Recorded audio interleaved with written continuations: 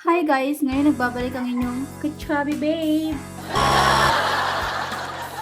Ngayon, may mga tanong ako kay mama na kailangan niya yung sagutin. Kailangan niya talagang sagutin kung ano yung mga itatanong ko kasi tanong nga yun. Guys. Ngayon guys, ang tanong ko kay mama, number 1, unang tanong ma. Piniplex ko talaga yung kuko ko hanggang maganda pa. Ang unang tanong ko kay mama ay, maganda ka ba? Sobra. Narinig niyo yun guys ha, sobra. And, pangalawang tanong, sino mas maganda? Ako, ikaw? Siyempre ako, mana ka lang. Pangalawa ka lang.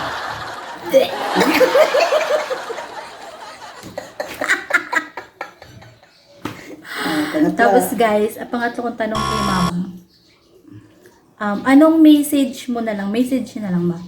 Anong message mo sa mga taong naninira sa'yo, ganun? Ang message ko, sana guys, matuto na kayo kay 2024 na, magbago na kayo. Wait lang ma, hindi sila nagbabago, lalo silang lumalala. O kung maglala kayo, wala Malala na akong na. magawa, malala na talaga kayo. Alam niyo ba guys, si mama noon, naalala ko, ay nung bata pa kasi ako, marami akong naririnig ng mga hindi maganda, tapos never akong nagsusumbong kay mama kung ano nangyayari sa akin. Marami akong naririnig, pero hindi ako nagsusumbong kay mama. Hindi kasi ako sumbongera kay mama noon, tsaka kay papa. Ngayon lang, charis. Ano yun? Ngayon lang ako nagsusumbong, hindi. Kasi 'di ba, hindi naman lahat ng family, ikaw siguro, siguro ikaw relate ka. Yung parang hindi ka, kung may mga pinagdadaanan ka, hindi ka nagsasabi 'di ba sa parents mo or sa mga kapatid mo. Mas gusto mo na lang suluhin, 'di ba?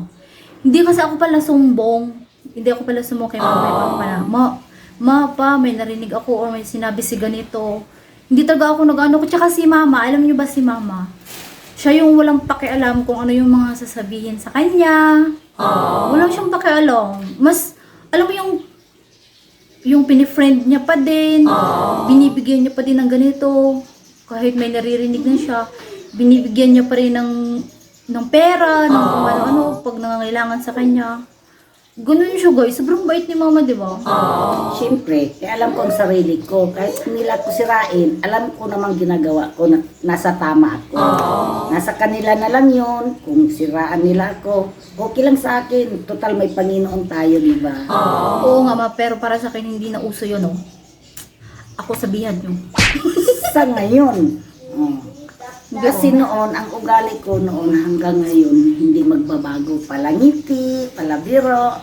Oo nga, palatawa kasi si mama guys. Tsaka hindi siya yung magsusumbong sa amin na, uy, si ganito, si ganyan, hindi siya ganun. Minsan malalaman mo na lang sa ibang tao.